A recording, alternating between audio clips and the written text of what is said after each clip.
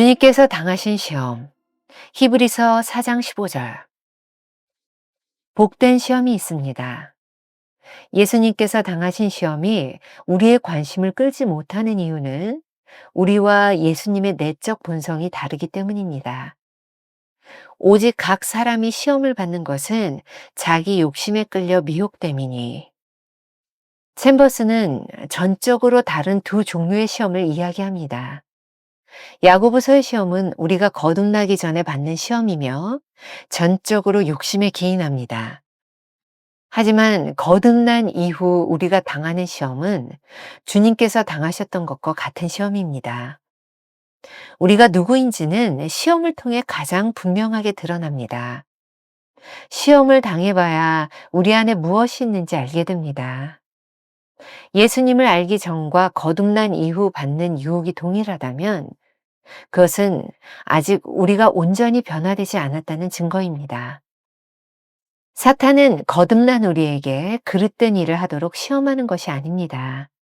그가 시험하는 것은 하나님께서 거듭남을 통해 우리에게 넣어주신 것, 즉, 우리가 하나님께 가치 있는 존재가 될 수 있는 가능성을 잃게 하는 것입니다. 사탄은 우리가 죄를 짓도록 유혹하는 데 그치지 않고 우리의 관점을 바꾸려고 합니다. 오직 성령만이 사탄의 유혹을 간파해낼 수 있습니다.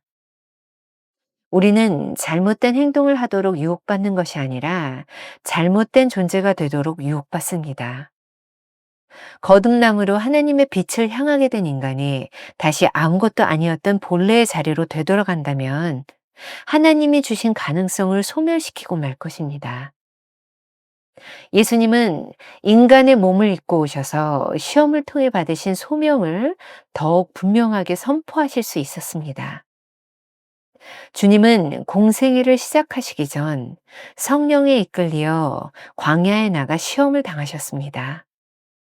그리고 죄를 범치 아니하시고 그 시험을 통과하셨습니다.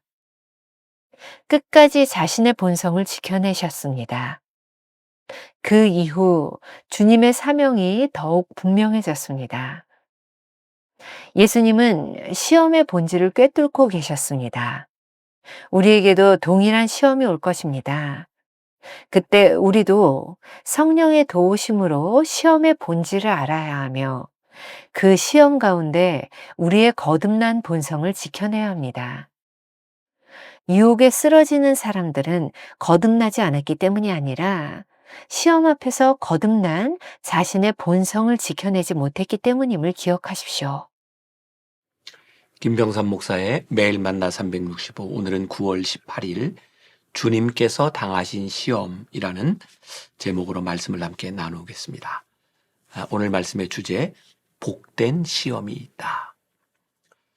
어제 묵상에서 시험은 우리의 내적 본성과 연관이 있음을 알았습니다. 즉 우리의 기질에 따라 어떤 것은 시험이 되기도 하고 그렇지 않을 수도 있다는 말을 했죠.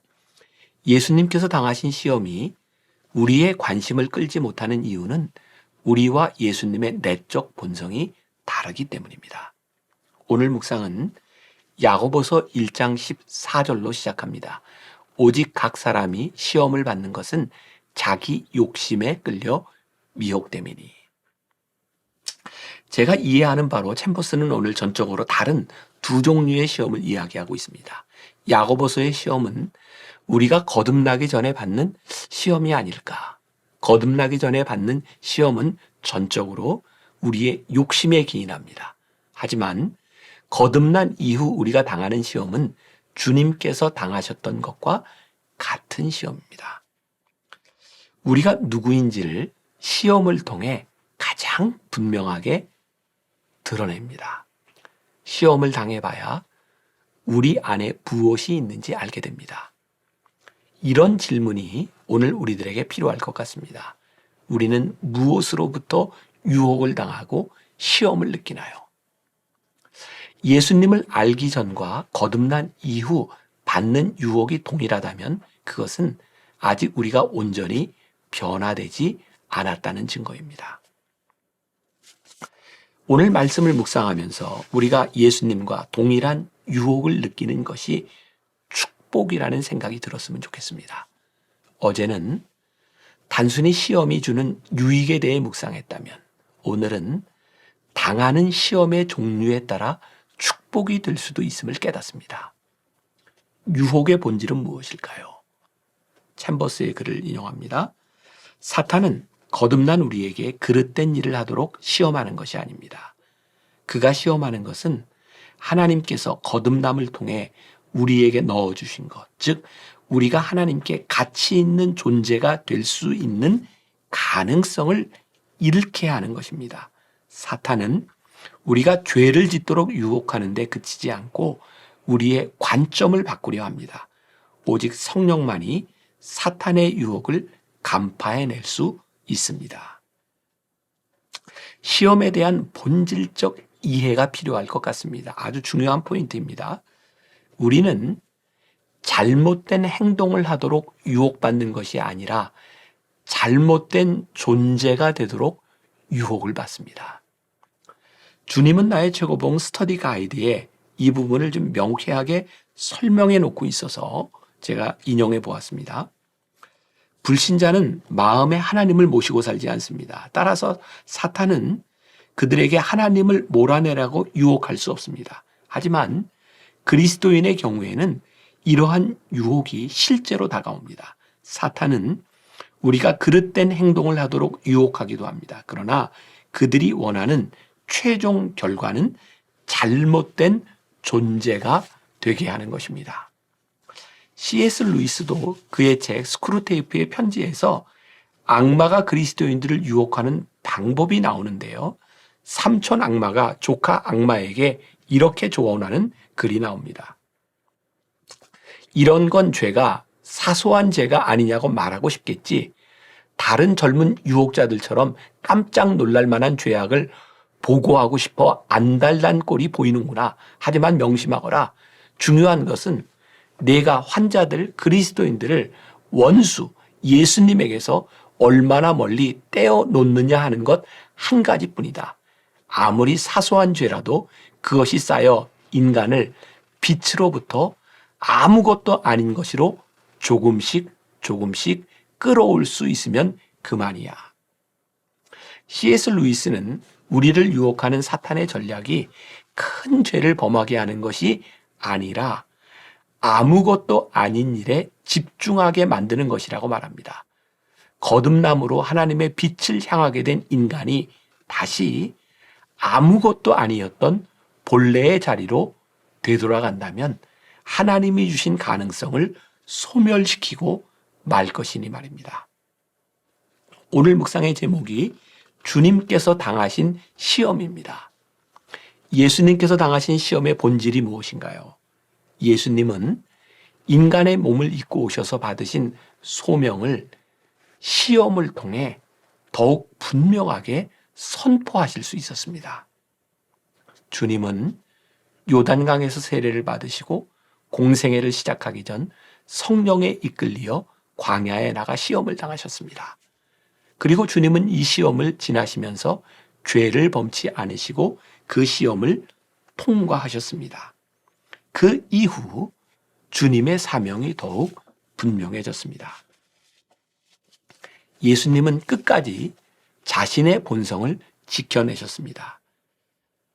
주님께서 그러하셨듯이 거듭난 그리스도인이 되면 우리의 본성을 지켜내야 합니다.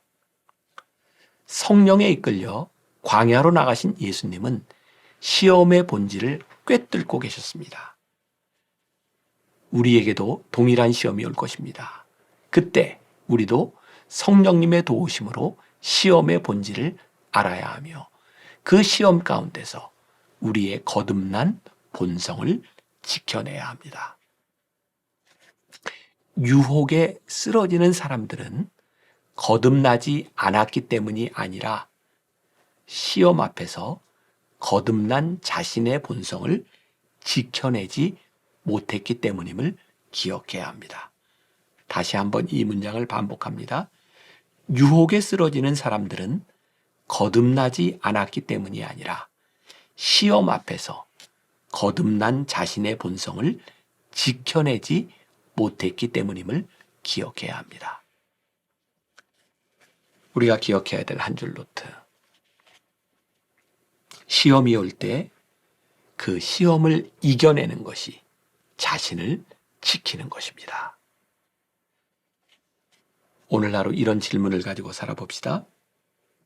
거듭나기 전 당신에게 시험이 되었던 것은 무엇인가요? 거듭난 삶을 살아가는 당신에게 찾아오는 시험은 무엇인가요? 이 차이를 안다면 우리 자신을 지켜낼 수 있지 않을까요? 기도하겠습니다. 어제에 이어서 오늘 우리는 시험에 대한 말씀을 나누었습니다. 시험은 어렵고 힘든 것이지만 시험을 이겨낸 자들에게 그 시험은 복된 것입니다. 사단은 늘 시험을 통해 하나님의 자녀된 존재를 다시 어둠의 존재로 바꾸어 가려고 합니다. 오늘 우리들에게 찾아오는 시험은 무엇입니까? 오늘 말씀 앞에서 우리 자신을 잘 지키고 하나님의 자녀로 끝까지 주와 함께 동행하는 사람들이 될 수 있도록 오늘도 시험을 당할 때 그 시험이 주는 복된 유익을 경험하며 살아가는 주의 백성들이 되게 하여 주옵소서. 예수님의 이름으로 기도했습니다. 아멘. 시험이 올 때 그 시험을 이겨내는 것이 자신을 지키는 것입니다.